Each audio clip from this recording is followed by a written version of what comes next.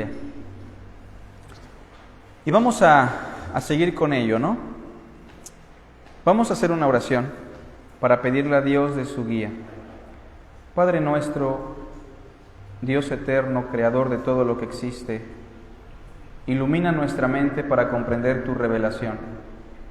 Ayúdanos a comprender el valor de tu palabra y estimula a tu pueblo, Señor, para que puedan profundizar en la riqueza de tu Santa Escritura. Te lo pedimos en el nombre de Jesús. Amén. La segunda carta a los Corintios. Esa es la carta que hoy vamos a examinar.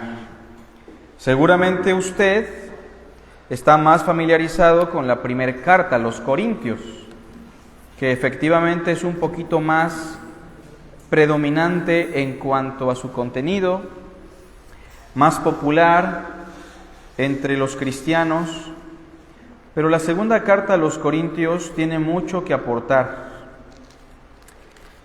Leamos por favor segunda carta a los Corintios, capítulo 1, del versículo 1 al versículo 2.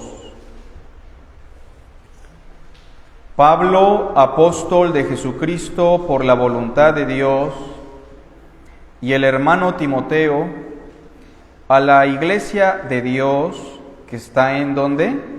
En Corinto, con todos los santos que están en toda Acaya, que era la región donde estaba asentada precisamente Corinto. Gracia y paz a vosotros de parte de Dios nuestro Padre y del Señor Jesucristo. ¿Por qué se llama la segunda carta a los Corintios? ¿Por qué ese nombre? Veamos en pantalla, el nombre. Esta es la segunda carta a los Corintios que registra el Nuevo Testamento. Vean el capítulo 7, verso 8. No es necesario que lo pongan en pantalla para que ustedes puedan leer lo que está aquí. Dice así: porque aunque os contristé con la carta, se refiere a la primera, ¿sale? ¿Se acuerdan que esa carta fue correctiva? Fue dura, porque los corintios vivían de manera desordenada, dice Pablo, porque aunque los puse tristes, o os contristé con la carta, no me pesa, aunque entonces lo lamenté. Porque veo que aquella carta, la carta correctiva, aunque por un tiempo os contristó, verso 9, ahora me gozo. Y ya dirá por qué. Me gozo porque se arrepintieron, me gozo porque han rectificado. La primera carta a los Corintios que estudiamos hace 8 días era una carta correctiva. La segunda carta a los Corintios es una carta curativa. Noten la distinción, ¿no? De ahí que existe consejería correctiva y consejería curativa. Bueno, nombre. Esta es la segunda carta a los Corintios que registra el Nuevo Testamento. Aunque es posible que hubo más de 2 cartas, vean el capítulo 1, eso sí lo podemos poner en pantalla. Perdón, primera a los Corintios 5, verso 9. Primera a los Corintios 5, verso 9. Nos dice así. Estamos regresando a la primera carta, ¿sale? Capítulo 5, verso 9. Y dice de la siguiente manera, escuchemos con atención: os he escrito por carta que no os juntéis con los fornicarios. Pero ¿cuándo explicó eso Pablo? Eso lo explicó en una carta que no está registrada en el Nuevo Testamento. Por lo tanto, a lo que nosotros conocemos como la primera carta a los Corintios, probablemente no fue la primera, sino la segunda, la tercera o la cuarta, no sabemos. También, si ven conmigo la segunda carta a los Corintios, por favor, capítulo 10, verso 10, Pablo dice lo siguiente: porque a la verdad, se refiere a los corintios, dicen, las cartas son ¿qué? Duras y fuertes. Noten esa expresión. El hecho de que los corintios se quejaran de las cartas en plural manifiesta que ya circulaban más cartas que el apóstol les había enviado. Bueno, ahora, segunda carta a los Corintios. ¿Por qué la segunda si hubo más? Repito, porque es lo que está registrado en el canon. ¿Sale, vale?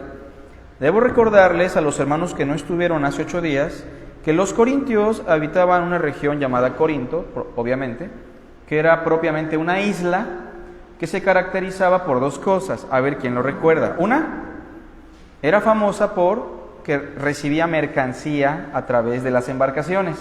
O sea, era una ciudad que comercializaba y traficaba muchos víveres y un sinfín de cosas, ¿no? Recibía constantemente a los marineros, a los piratas y bueno. Pero también la ciudad era famosa porque en la acrópolis de la ciudad, es decir, la parte más alta, tenían un templo dedicado a una diosa, precisamente era una diosa que estaba dedicada a la cuestión del amor, en el sentido distorsionado de la palabra, y en ese templo había aproximadamente unas 300 sacerdotisas que se caracterizaban por estar rapadas o peloncitas, quienes bajaban en la tarde-noche a la ciudad para ofrecer sus servicios, no solamente de sacerdotisas de esta diosa, sino también servicios de prostitución. Por lo tanto, la región de Corinto, aparte de ser muy próspera económicamente, era una región también muy, pero muy depravada. De hecho, el término corintianizar se usaba en la región para hablar de depravación, inmoralidad, etc. Bueno, esta es la segunda carta y es una carta curativa. Su redacción está muy cercana a la primera carta. Vamos a la fecha. La fecha probable, y solamente es una probabilidad, es del 57 al 59 después de Cristo. O sea, es una de las cartas más frescas, ¿no? O más nuevas en cuanto a lo que Pablo escribió. Pregunto, ¿cuál es la naturaleza literaria de este documento? ¿Es un libro? Es una carta, no es una epístola. Entonces, le podemos llamar epistolar. Esa es la naturaleza literaria. Su naturaleza es epistolar, es una carta propiamente. ¿Cuál es el propósito de la carta? Vamos a eso. El propósito de la carta es ambiguo, es doble. Veamos el primer punto del propósito. Número 1, el propósito de esta carta, noten, es promover una consejería curativa ante el resultado de la corrección de la primera carta. La primera carta es fuerte, les da una reprensión muy fuerte, casi que hasta pone en tela de juicio su salvación. Y la segunda carta es curativa en el sentido que les dice ya al hermano que andaba fornicando, perdónenlo, hermanos, me da mucho gusto que están arrepentidos, que están tristes, échenle ganas, sigan adelante. En esencia, la carta registra eso, promover una consejería curativa. Vean el capítulo 1, del verso 3 al 4, en la segunda carta. Le pedimos a una hermanita en voz alta, por favor, que nos apoye. Capítulo 1, verso 3 al 4. ¿Alguna hermanita que guste dar lectura en voz alta? Bendito sea Dios y Padre de nuestro Señor Jesucristo, Padre de misericordia y de toda consolación, el cual nos consuela en todas nuestras tribulaciones, para que podamos también nosotros consolar a los que están en cualquier tribulación, por medio de la consolación, porque nosotros somos consolados por Dios. Con la lectura que hizo nuestra hermana Abby, díganme, ¿cuál es uno de los temas predominantes? El consuelo, la consolación. Entonces la carta es curativa. ¿Alguna vez ha sentido usted triste? ¿Qué tiene que hacer? Se encanta alabanzas, ¿no? Pues sí, hay que cantar alabanzas, no está mal. Pero también aquí está la segunda carta a los Corintios, que le va a ayudar a encontrar consuelo en Dios, ¿sale? Porque no solamente estaban tristes los hermanos, también el apóstol estaba triste por la situación que se estaba viviendo. Capítulo 2, verso 1 al 11, un varón con voz de mando, con voz de trompeta, en voz alta, por favor. Capítulo 2, verso 1 al 11, un hermano, por favor, en voz alta. Esto pues determiné para conmigo no ir otra vez a vosotros con tristeza. ¿Estaba triste el apóstol? Sí, adelante. Porque si yo os contristo, ¿quién será luego el que me alegre, sino aquel a quien yo contristé? Y esto mismo os escribí para que cuando llegue no tenga tristeza de parte de aquellos de quienes me debiera gozar, confiando en vosotros todos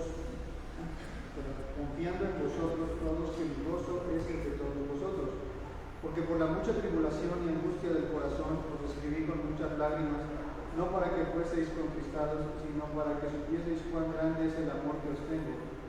Pero si alguno me ha causado tristeza, no me la ha causado a mí solo, sino en cierto modo, por no exagerar, a todos vosotros. Noten hasta ahí cómo el tono de Pablo es ese, ¿no? Hemos estado tristes, hermanos, yo quiero ir con ustedes, pero no quiero estar triste, quisiera que ustedes tampoco ya estén tristes.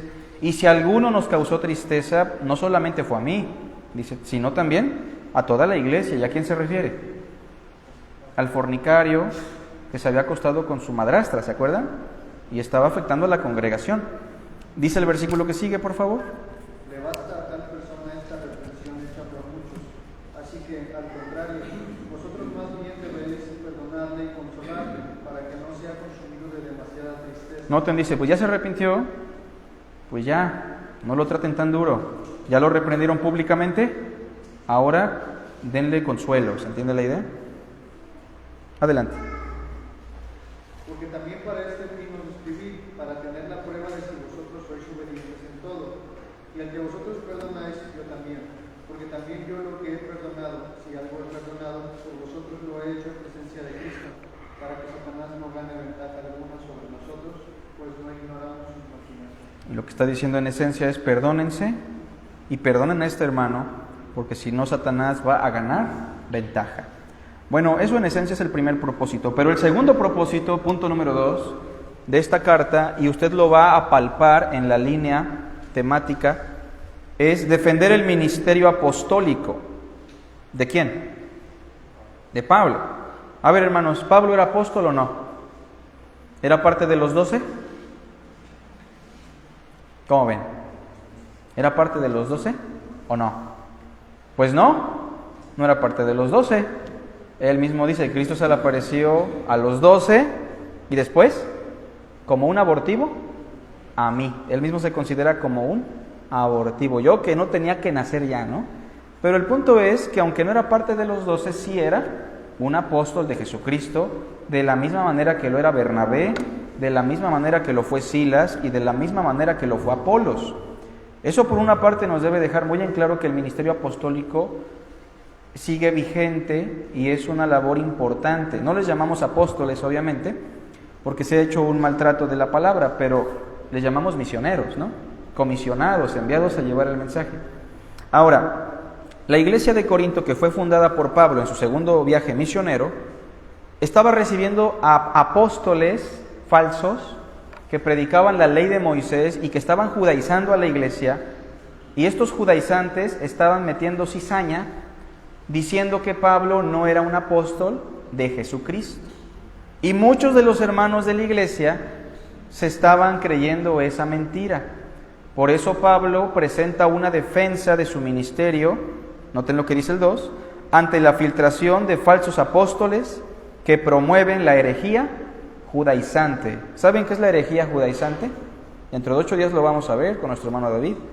Pero la herejía judaizante es decir que Cristo sí, pero hay que sumarle la circuncisión y hay que sumarle la obediencia a la ley de Moisés. Una herejía judaizante muy popular es la que se ha infiltrado o la que se promueve en la iglesia adventista del séptimo día.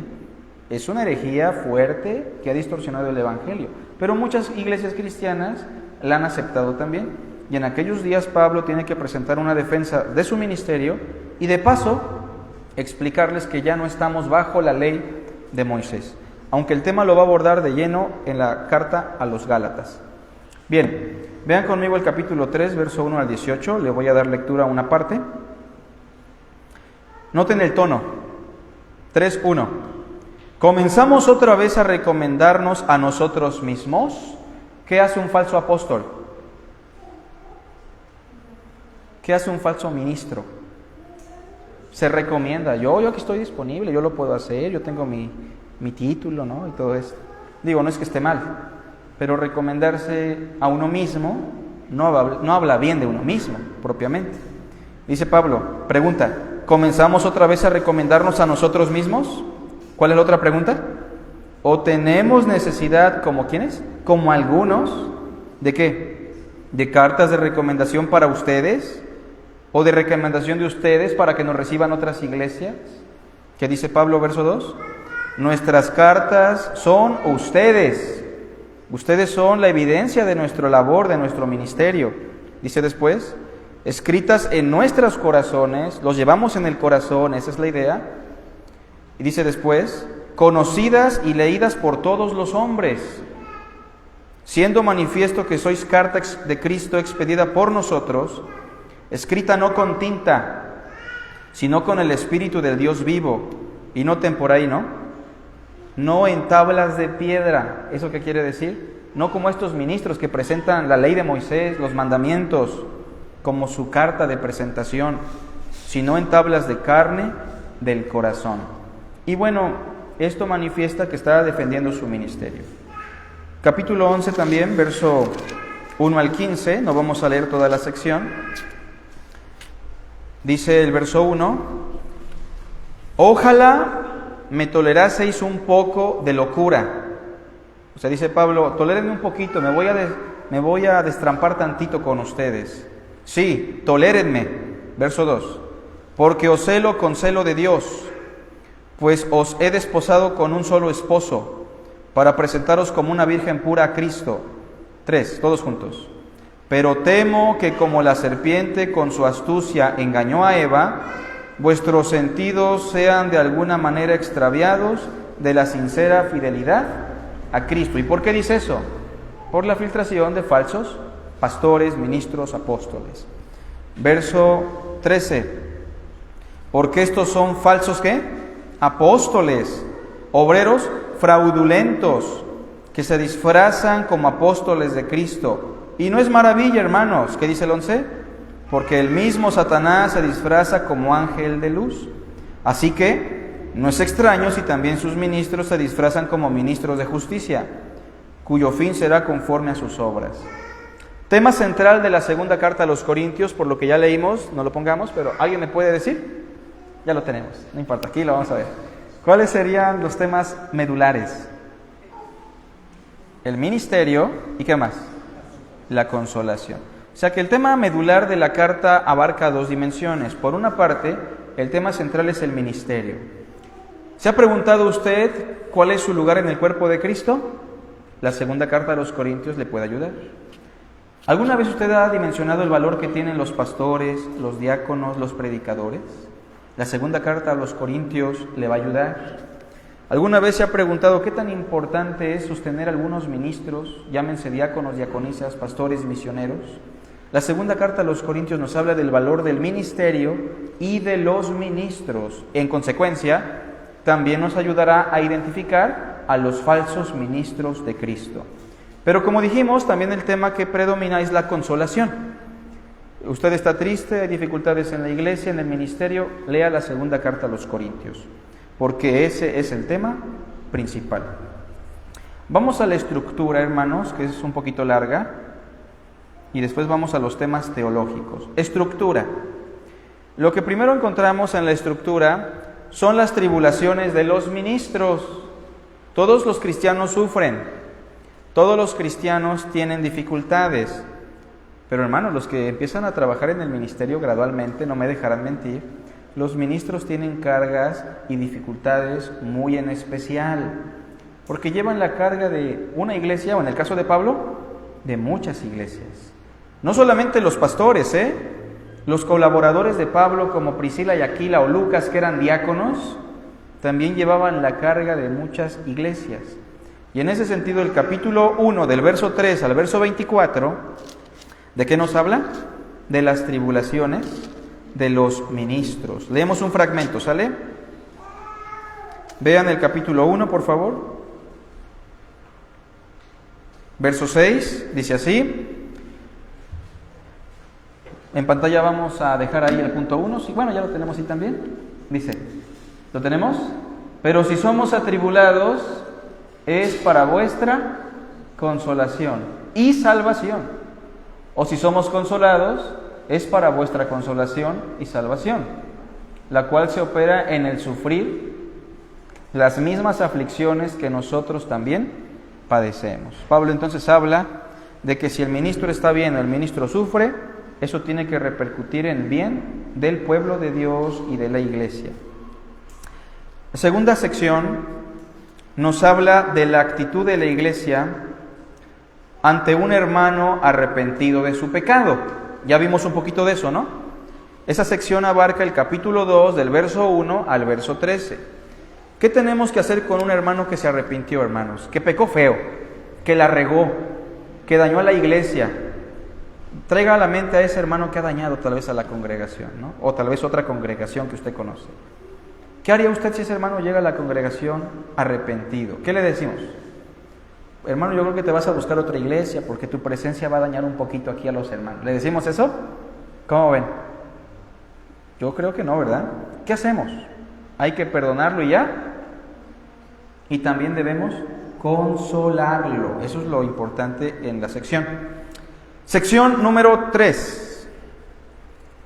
Aquí se nos habla de la responsabilidad que tiene el ministro. Obviamente aquí se habla especialmente de los pastores, apóstoles, predicadores.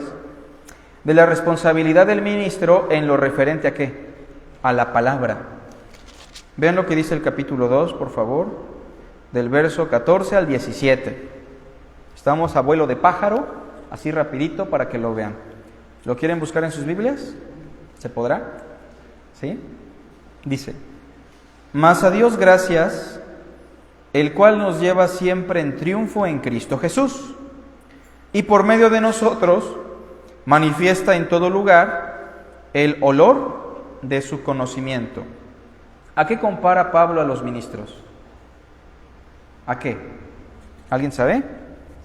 Pongan atención y van a saber. ¿A qué compara Pablo a los ministros? A un perfume. ¿Cómo huelen los ministros? Acérquese al hermano Frank, al hermano. ¿A qué olemos? Bueno, no es la idea.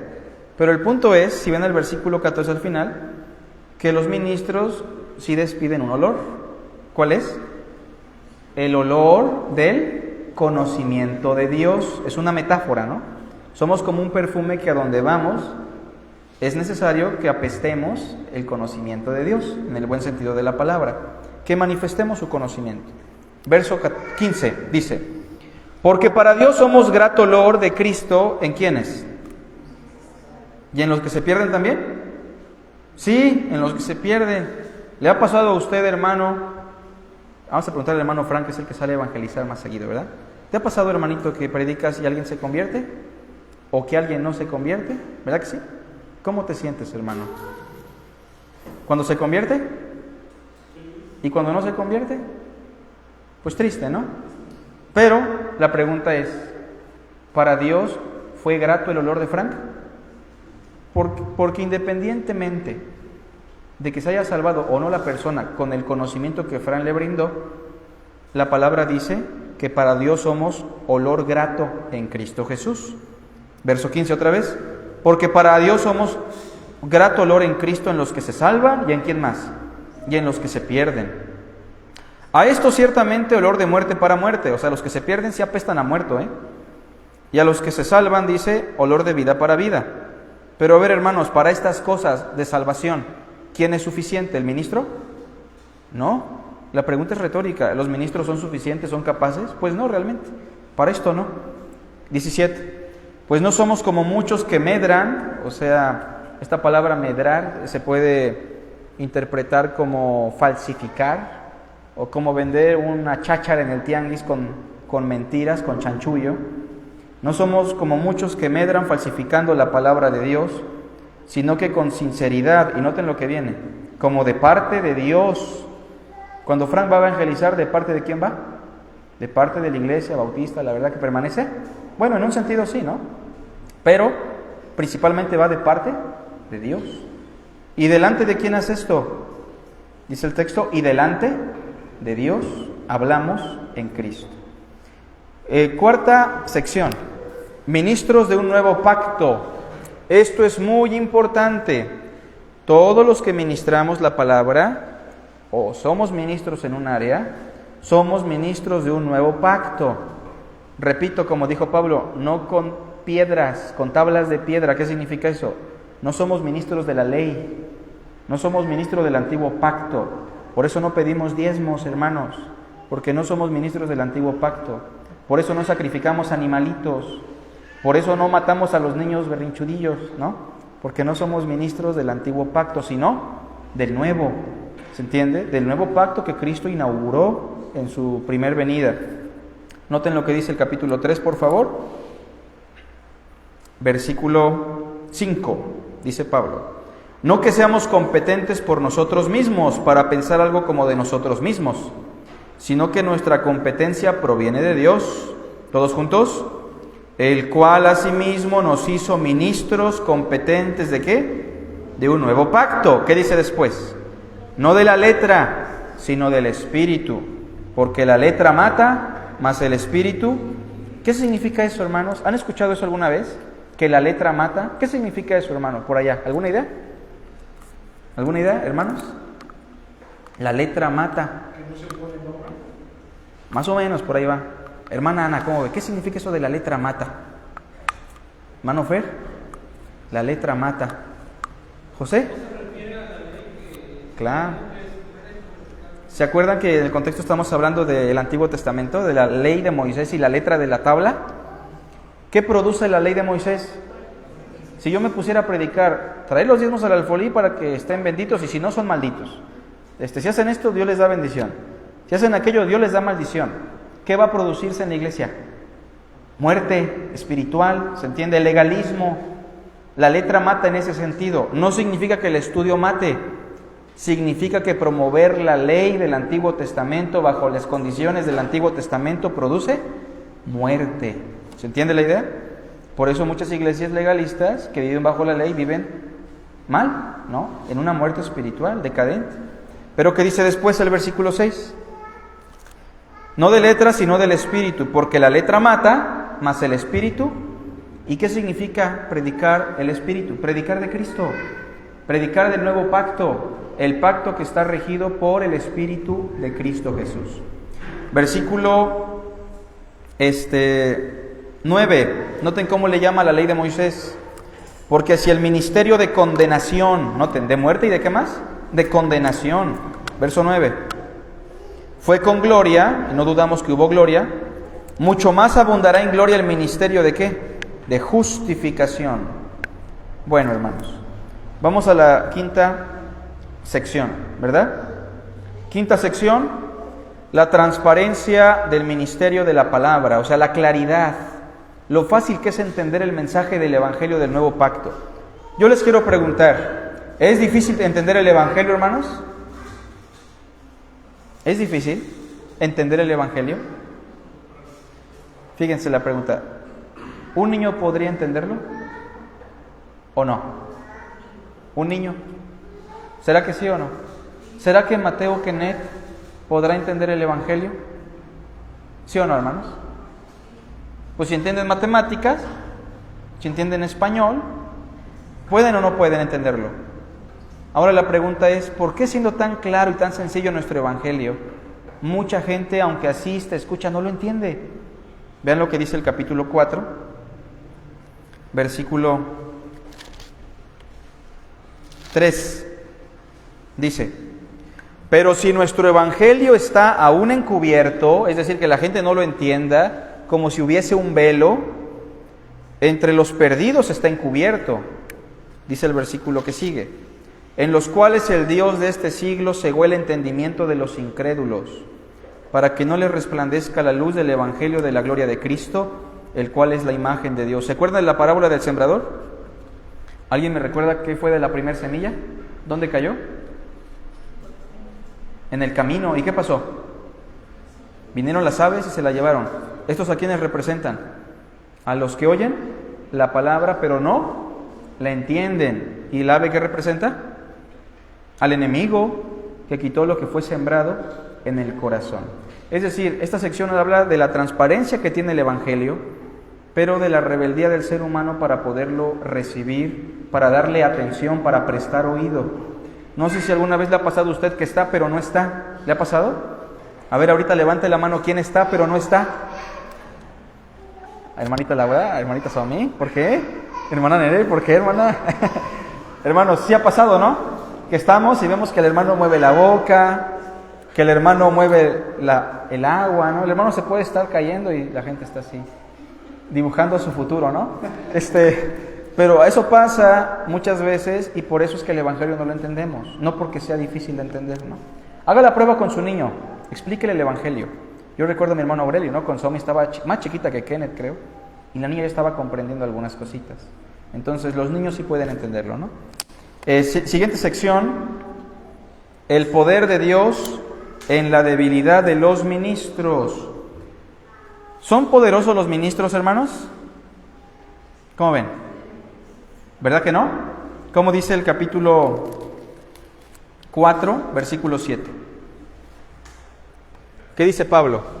Pero tenemos este tesoro, o sea, el Evangelio, ¿en dónde? En vasos, ni de peltre, ¿verdad? Dice de barro. ¿Qué son los ministros, hermanos? ¿Vasos de qué? De barro. ¿Son débiles? ¿Son igual que los otros hermanos? ¿Sí o no? Pero hay un tesoro, no solamente en los ministros, en todos los cristianos, ¿no?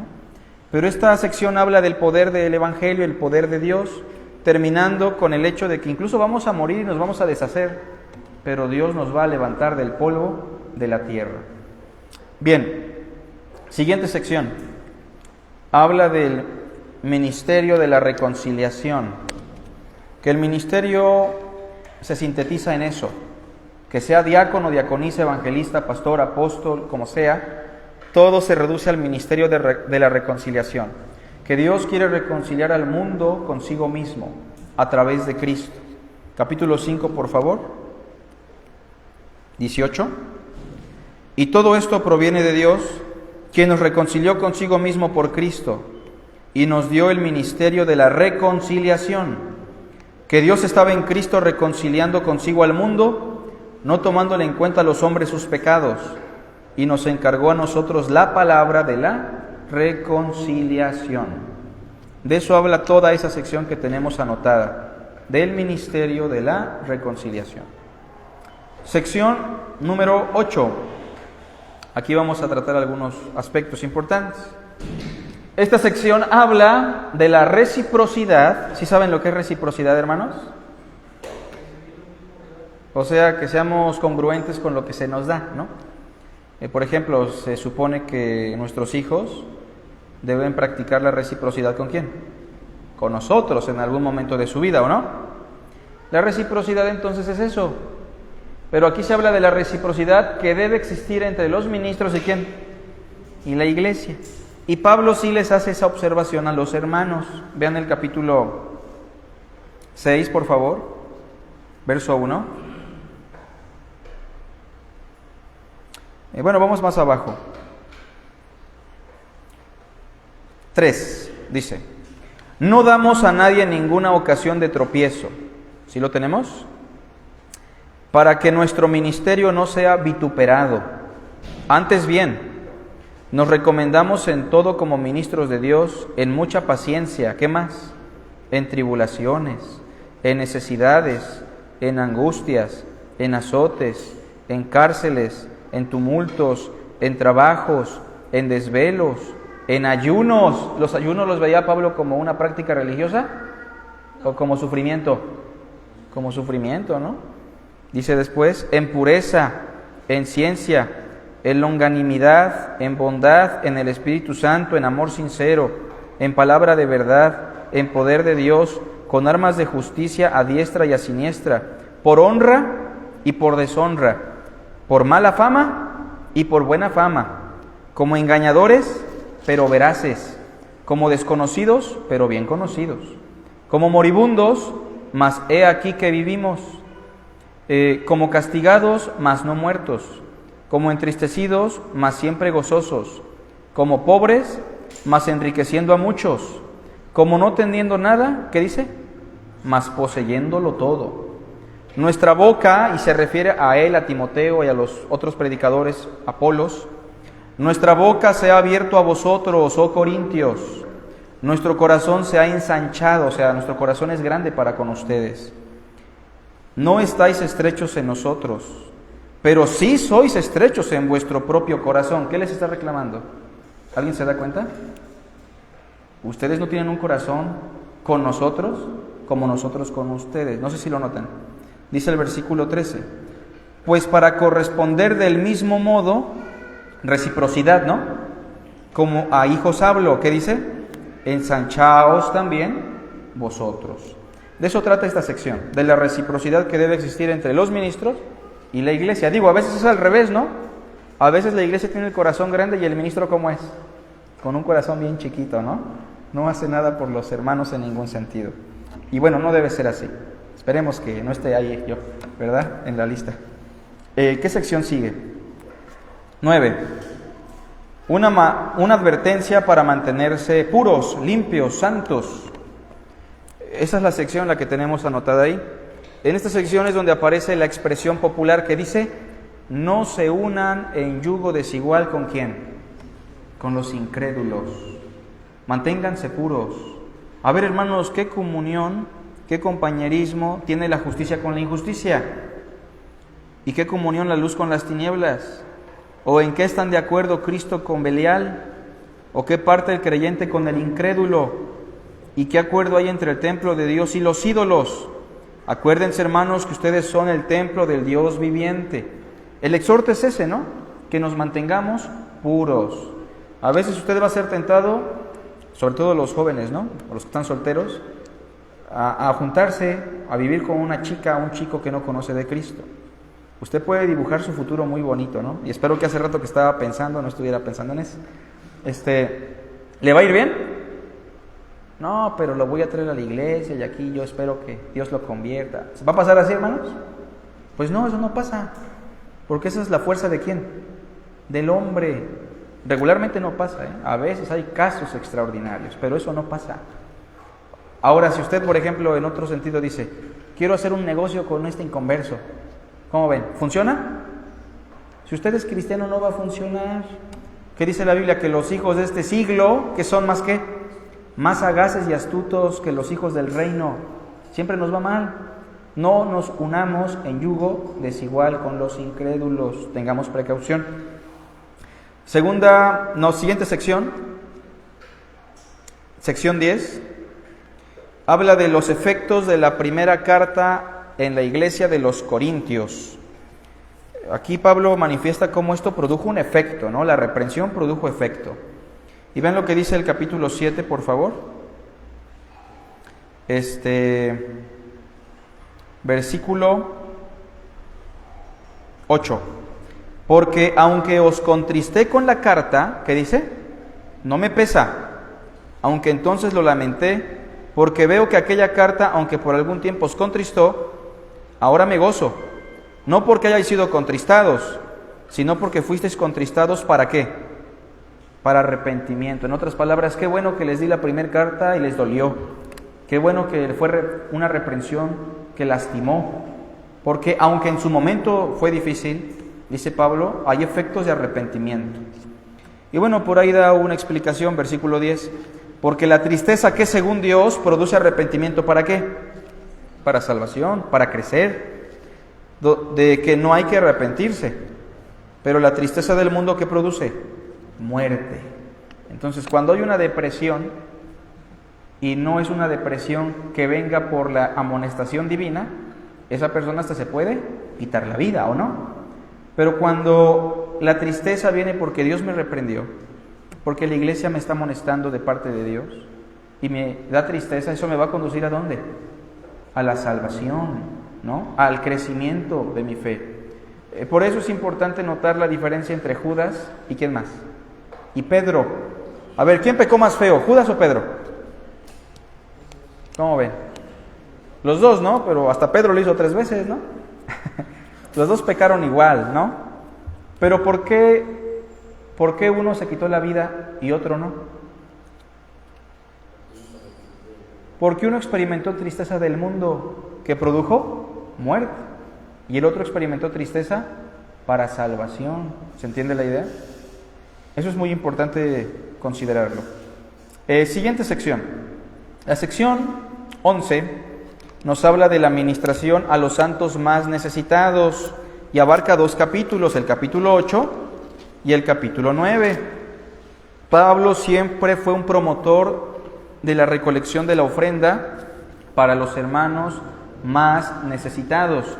En aquella época llegaban hambrunas en ciertas regiones. La iglesia de Jerusalén pasó mucha hambre un tiempo, también los hermanos de Macedonia, y bueno, 2 secciones dedicadas a ofrendar para los necesitados.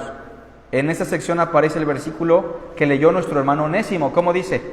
Pero esto digo, que el que siembra escasamente, también segará escasamente. Y el que siembra generosamente, generosamente también segará. Ya se lo saben, cada uno dé como propuso en su corazón. De esto habla esta sección, de apoyar a los más necesitados en el pueblo de Dios. Y de hecho para eso ofrendamos, ¿no? Para suplir necesidades en el pueblo de Dios, en la iglesia. Siguiente sección, la defensa al ministerio de Pablo, capítulo 10, del verso 12 al 13, abarca eso, cómo Pablo defiende su ministerio. Quiero que vean, por ejemplo, el 17, ¿cómo dice? Miráis las cosas según la apariencia. Si alguno está persuadido en sí mismo que es de Cristo, esto también piense por sí mismo, que como Él es de Cristo, así también nosotros, ¿qué dice? ¿Por qué dice eso Pablo? Porque algunos hasta ponían en tela de juicios, eran de Cristo, no eran de Cristo, ¿se entiende? Y eso era muy triste, porque Pablo no les había hecho nada, pero los falsos ministros que habían llegado estaban sembrando cizaña. Dice el versículo 8, porque aunque me glorié algo más todavía de nuestra autoridad, la cual el Señor nos dio para edificación y no para vuestra destrucción, no me avergonzaré. Verso 9, para que no parezca como que os quiero amedrentar por cartas. ¿Qué decía la iglesia? Porque a la verdad dicen, verso 10, las cartas son duras y fuertes, mas la presencia corporal débil, y la palabra, tal vez usted se imaginaba, Pablo, el otro día de los varones enviaron una imagen del apóstol Pablo en caricatura, ¿no? Ahí en el grupo, y ponían a un hombre barbón, pelón, bien fuerte, ¿no? Parecía que había salido del gym, lleno de cadenas, y ahí está Pablo en la cárcel. Pero así era Pablo, hermano, según el texto. ¿Qué dice el texto? Su presencia corporal, ¿cómo era? Débil. Imagínense un hermano desnutridito, ¿no? Anémico, que no impacta, ¿no? No es ese predicador que llega con su traje bien bonito que hasta nos deja ciegos por el brillo. No, Pablo era una persona con una presencia muy insignificante. Ahora, vean el versículo que leímos, el 10. ¿Su predicación era atractiva? ¿Qué dice al final? ¿Y su palabra qué? Menospreciable. O sea, Pablo no era muy atractivo en su predicación tampoco. Lo que Pablo tenía como atractivo eran sus cartas. De hecho, no sé si recuerde que Pablo una vez predicó y tardó un poquito más de lo normal. También se pasó, ¿no? Muchas horas. ¿Y qué pasó en esa ocasión? Un hermano se durmió. A ver, levante la mano, ¿quién se está durmiendo? Hermanos, ya saben lo que tienen que hacer. Cuando un hermano se está durmiendo, ¿qué hay que hacer? Dejarlo, porque en primer lugar se siente feo que te despierten. Y lo segundo, me costó trabajo dormirlo. Entonces, ya déjenlo así. Pero a Pablo le pasó tanto que un hermano se cayó, ¿se acuerdan? ¿Y qué pasó? Se murió. Y Pablo lo resucitó. Nosotros no creo que podamos hacer eso, entonces tengamos en cuenta el asunto. Bueno, Pablo defiende su ministerio. Tercera sección. Ya son los exhortos finales, del capítulo 13:1 al 14. Vemos una sección nada más, una porción.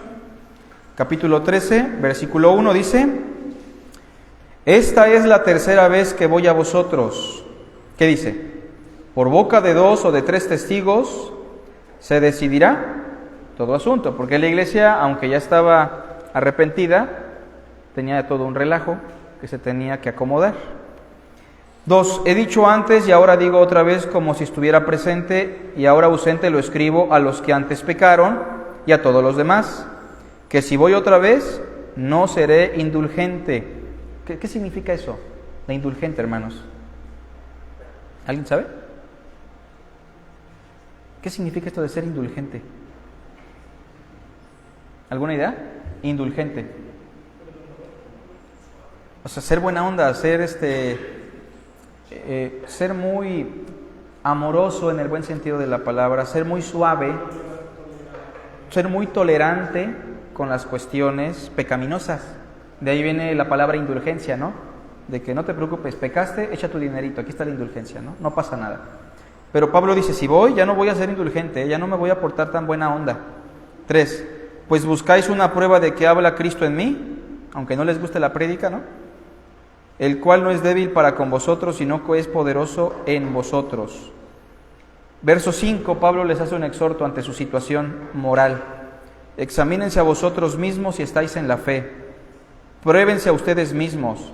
¿O no se conocen a ustedes mismos que Jesucristo está en vosotros? Solamente que estén reprobados y que no sean de Dios, que no pasen la prueba. Esa es la estructura. Pero vamos a los temas teológicos. ¿Hasta aquí hay alguna pregunta, hermanos? ¿Algún comentario? ¿No? Sí, hermano. Ahorita, referente a los ministros, yo me hago una pregunta y la escuchaba en un comentario de un pastor, no sé si es muy conocido, pero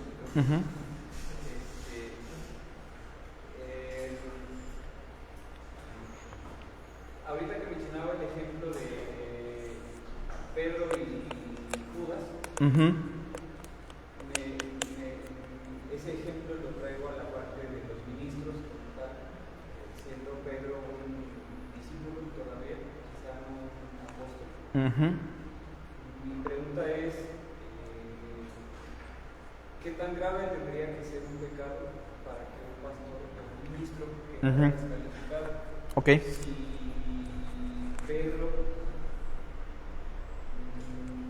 no creo que la falta de Pedro al haber negado al Señor sea menor que cualquier otro pecado.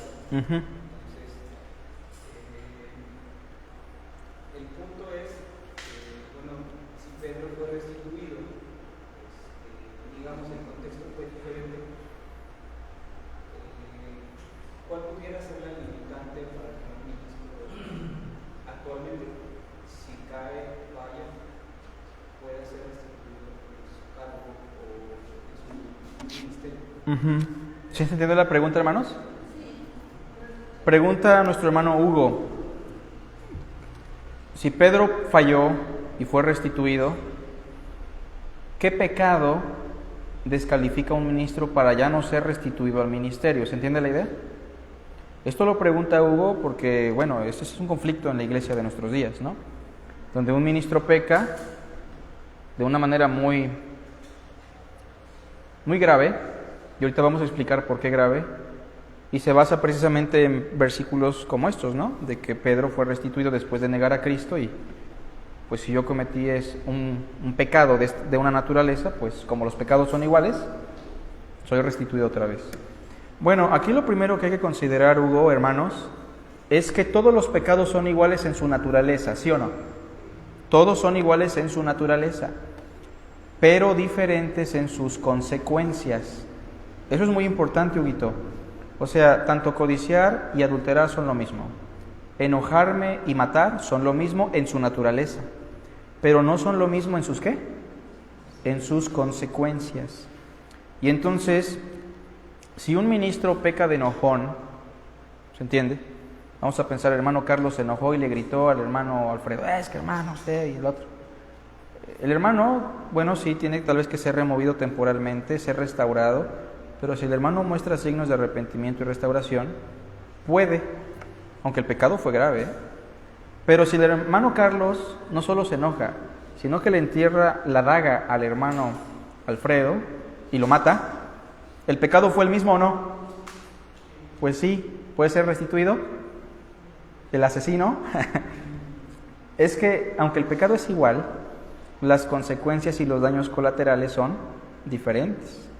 Y entonces, por cuestiones de conciencia, por cuestiones de dañar a otras personas, y porque ya no es un ministro intachable con los requisitos del ministro pastoral o diaconal, ese hermano ya no puede ejercer un ministerio, sobre todo pastoral, de protección y cuidado. No porque su pecado haya sido menos grave que otro, pero es que las consecuencias sí afectaron y seguirán afectando, ¿no? Entonces el hermano podrá apoyar en otra labor, pero ya no en el ministerio de la palabra, definitivamente. Lo mismo pasa con el adulterio, ¿no? Vamos a pensar que un pastor es ojo alegre, ¿no? y bueno, de repente vemos que batalla con la mirada. Si se le exhorta y el hermano entiende, ¿puede seguir en el ministerio, hermanos? Va a depender mucho de su restauración, ¿no? Podría. Pero si el hermano cae en fornicación con una hermana de la congregación que no es su esposa, o con una mujer, ¿el pecado fue el mismo o no? Pero las consecuencias no son las mismas. Y entonces es ahí donde tenemos que dimensionar, hermano, que el ministerio pastoral, sobre todo, si es un ministerio muy delicado. La Biblia por eso dice, el ministro tiene que ser irreprensible, marido de una sola mujer. Y dice esto porque había hermanos que venían de la poligamia. Y lo que está diciendo Pablo es, ellos no pueden ser pastores. Si ellos vienen de la poligamia y tienen ese testimonio marcado, no pueden ser pastores, ¿no? Porque eso va a dañar al pueblo de Dios. Y aunque el hermano que haya cometido fornicación, vamos a pensar, honestamente ya está restaurado, ya ha cambiado, ya no es cuestión por él, sino por el amor a los más débiles, que él ya no puede ministrar, porque va a seguir dañando, hermano. No sé si respondo un poco a la pregunta. Sí, y bueno, justo de esa misma carta, ya en otro aspecto, y bueno, esto quizás pueda llevar tiempo, la misma carta habla acerca de, la segunda carta habla acerca del capítulo 6, habla acerca de, Pablo igual está exhortando a la iglesia, que no tengan pleitos que los lleven a litigar y a que personas que no son de la iglesia se inmiscuyan o se involucren en temas de ellos. Sí. Entonces, mi pregunta es, entonces, por ejemplo, partiendo de lo que usted mencionaba acerca de que, bueno, si yo mato a alguien, se muere, bueno, es redundante. Sí. Si yo mato a alguien, y puede ser de la iglesia, ¿tendría la misma iglesia o alguien de la iglesia podría acusarme a mí? Si tú matas a alguien. Denunciarme. Bueno, es que hay que hacer una distinción. Yo lo platicaba con una hermana en la mañana. Hay que hacer una distinción, hermanos. Una cosa es el ámbito espiritual y otra cosa es el ámbito social, civil. No lo podemos mezclar. Es decir, si un hermano se enoja contra otro hermano, yo como pastor o cualquier hermano podemos intervenir para que se arreglen y se perdonen y se restauren. Pero si yo veo que un hermano mata a otro hermano en la iglesia o a escondidas, la pregunta no es si debo, o sea, la pregunta es cuándo lo vas a hacer, porque yo soy cómplice si no lo denuncio, ¿no? Un ejemplo muy común es ¿no? De que pasó hace años en una denominación sectaria, que uno de los ancianos o pastores tocó una pequeñita, ¿no? Y lo cacharon, la pequeñita habló y los otros pastores y la familia habló. Oiga, pastor, ¿fue cierto esto? Y el pastor dijo, sí, sí fue cierto. Lo amonestaron.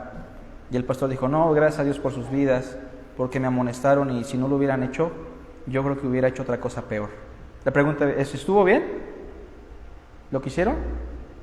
No estuvo bien, porque qué bueno que lo amonestaron, pero independientemente de eso él tenía que dar cuentas delante de las autoridades humanas, porque es un delito de carácter penal.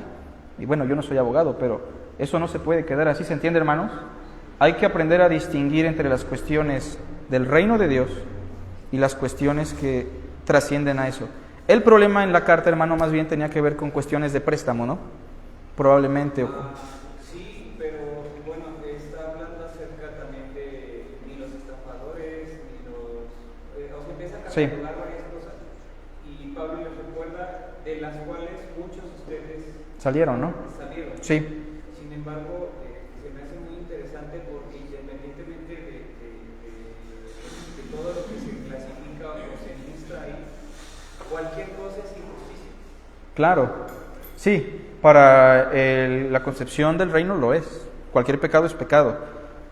Vuelvo a reiterar, sin embargo, también vivimos en una sociedad donde nosotros tenemos responsabilidad de no solapar ciertas cosas. Entonces, hay cosas, hermano Hugo, que sí vamos a poder resolver como iglesia y que diríamos, oye, hermano, si te debe 5,000 pesos tal hermano y no te los ha pagado, no lo demandes, ¿no? O sea, sufre el agravio. Hay cosas que se pueden soportar, pero ya hay otras cosas que no se pueden negociar, hermano, y que sí necesitan ser denunciadas, es la palabra, ¿no? Legalmente denunciadas. Entonces, cada caso es especial y aquí la iglesia tiene que pedirle al Señor sabiduría, ¿no? pero claro que hay cosas que las iglesias han solapado y que no les competía a ellos, ¿no? No les compete. Bueno, ¿alguna otra pregunta, hermano? ¿Hermanos, por acá? Hermana.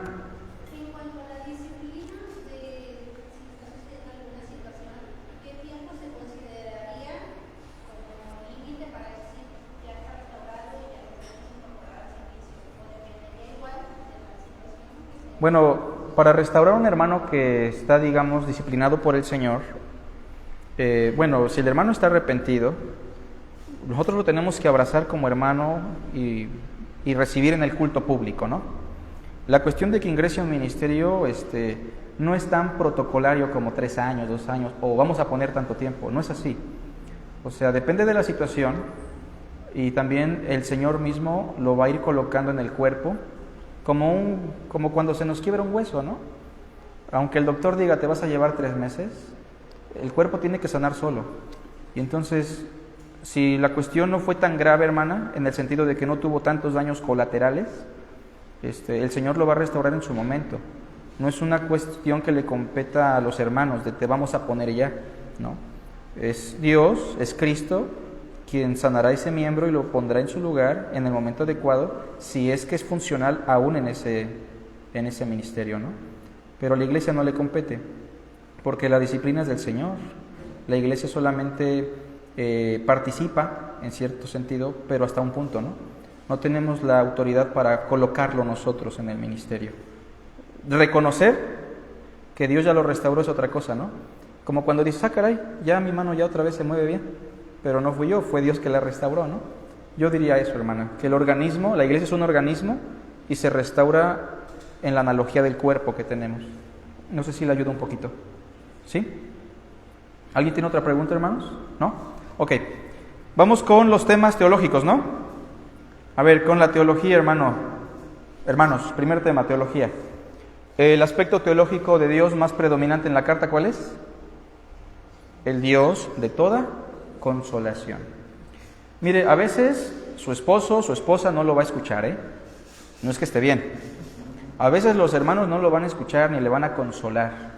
Y quienes lo escuchen hasta lo van a mal aconsejar a veces.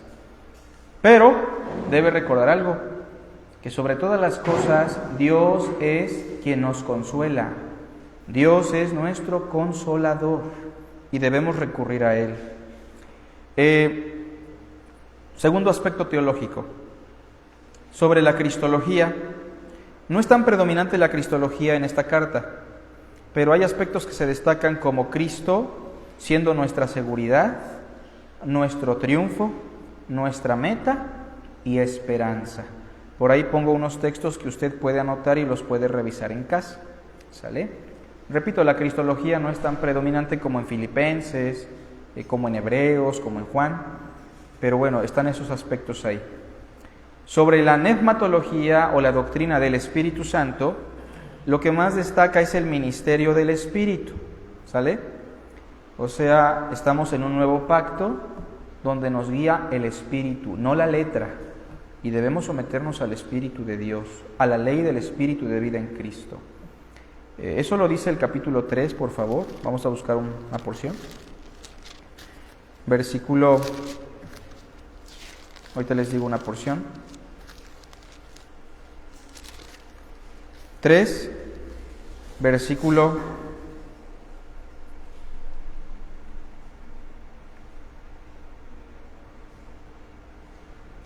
14, hablando de los judíos, dice: pero el entendimiento de ellos se embotó, porque hasta el día de hoy, cuando leen el antiguo pacto, ¿qué dice? Les queda el mismo velo no descubierto. ¿No han escuchado alguna vez, hermanos, traigan su diezmo? ¿Qué está pasando ahí? Tienen un velo. Cuando leen el Antiguo Testamento no lo están entendiendo bien. ¿Se entiende la idea? O como Juan Calvino, ¿no? Vamos a llegar a extremos, que hasta dijo, pues aquí la sentencia de muerte para los que no crean en la Trinidad. No le competía, ¿o sí? Pero cuando leen el Antiguo Testamento empiezan a tener un entendimiento muchas veces equivocado. Dice el versículo 15, y aún hasta el día de hoy, cuando se lee a Moisés, el velo está puesto sobre el corazón de ellos, pero cuando se conviertan al Señor, el velo se quitará, porque el Señor es el Espíritu, y donde está el Espíritu del Señor, allí hay libertad. Se habla del ministerio del Espíritu. Sobre la soteriología, lo que predomina es la suficiencia del Evangelio. Platicaba con algunas personas que no es necesario aconsejar tanto sobre la vida cotidiana a las personas que no conocen a Cristo. ¿Qué debemos hacer para que esa persona cambie su vida? ¿Abordar la cuestión de su matrimonio? ¿Abordar la cuestión de sus adicciones? ¿Abordar la cuestión de su economía? No. Porque aunque tenga un buen consejo, esa persona no va a entender ni va a transformarse a menos de que se le predique el Evangelio de Jesucristo, porque el Evangelio es poder. Ese es el punto medular de la soteriología en esta sección. 5. Sobre la eclesiología. Sobre la eclesiología lo que se aborda es los efectos de la disciplina del Señor en su iglesia. Noten esa expresión. ¿La disciplina de quién? Del Señor. No existe la disciplina de la iglesia, existe la disciplina del Señor. La Biblia nunca dice, hijo mío, no menosprecies la disciplina de la iglesia cuando eres reprendido por ella. No dice eso, ¿sí? Dice la disciplina del Señor. Ahora, ¿la iglesia participa en eso o no? Sí, existe la excomunión, muchas veces, ¿no? Lo que se llama la ley del hielo por acá. Muchas veces tenemos que cortar comunión, no participar con estos hermanos en nada, considerar los gentiles y publicanos, ¿no? Eso es muy difícil. O participamos en esto en el sentido de que los guiamos amonestando, reprendiendo, exhortando. ¿Se entiende la idea? Pero nosotros no disciplinamos. Sin embargo, en la eclesiología se habla de los efectos de la disciplina del Señor en su iglesia. Pablo amonesta con la carta, Dios opera, disciplina a este fornicario y a los hermanos, y entonces la iglesia sufre un efecto positivo. Y por otra parte, con respecto a la eclesiología, también se habla del valor ¿de quiénes? De los ministros.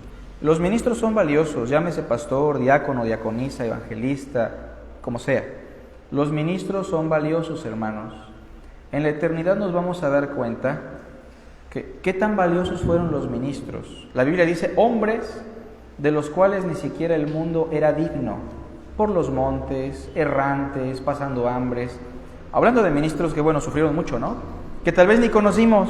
Nosotros conocemos a Martín Lutero, a San Agustín de Hipona, pero no conocemos a los ministros que verdaderamente, hermanos, sirvieron al Señor de una manera potente, valiosos, pero no conocidos. Sin embargo, todo ministro es valioso, sea hermana, sea hermano, sea diaconisa, sea pastor.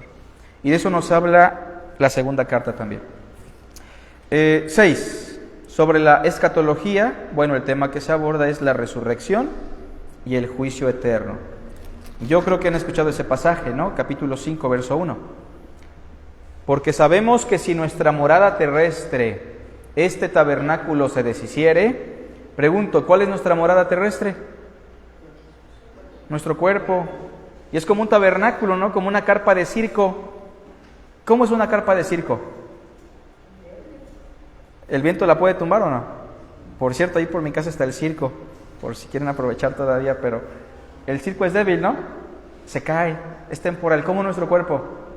Débil. ¿Quién está ya con achaques? Que dice, ya no se me van a quitar.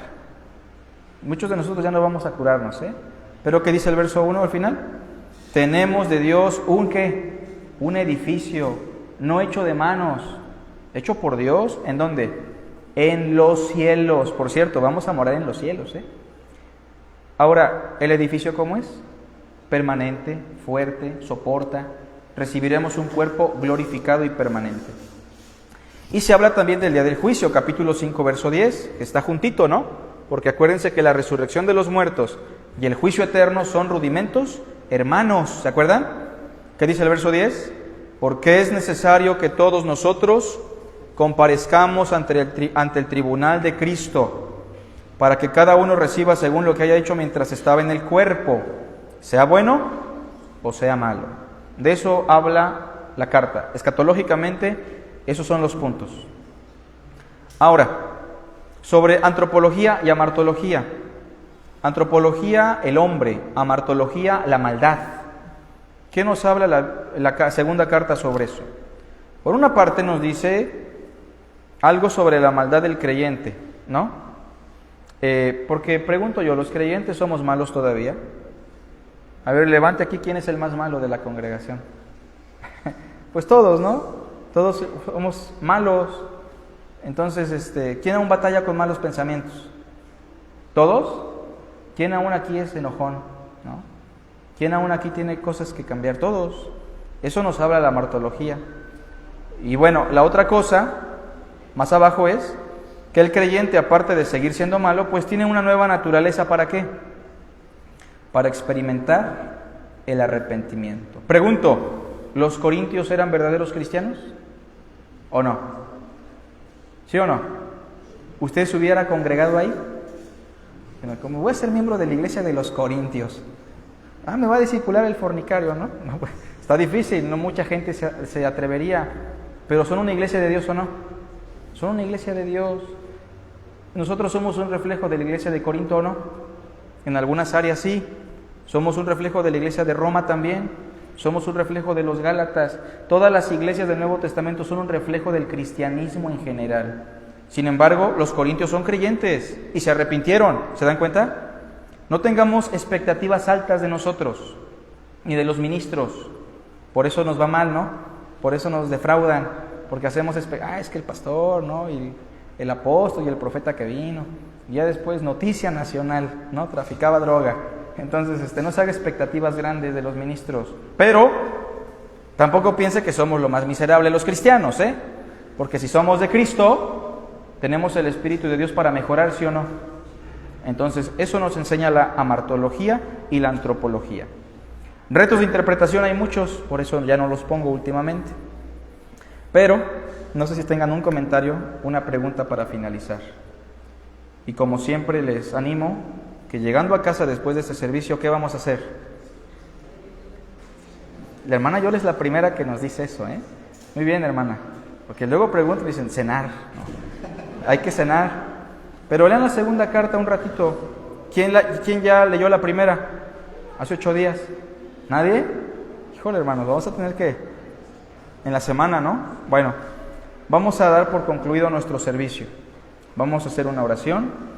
Y espero que en verdad, de todo corazón, lean esta carta y puedan ser consolados por Dios, puedan valorar a sus ministros de su iglesia, independientemente del pastor Carlos, hay muchos ministros, y también usted pueda valorar el ministerio que Dios le dio, porque así como Pablo tuvo tribulaciones, usted también las va a tener. Oremos. Padre, gracias por tu santa palabra. Bendice a cada uno de mis hermanos presentes aquí. Bendice nuestra vida eclesiástica, Señor. Cuida de nosotros y tráenos, si es tu voluntad, el domingo para celebrar culto a tu nombre. Te lo rogamos en el nombre de Cristo Jesús. Amén.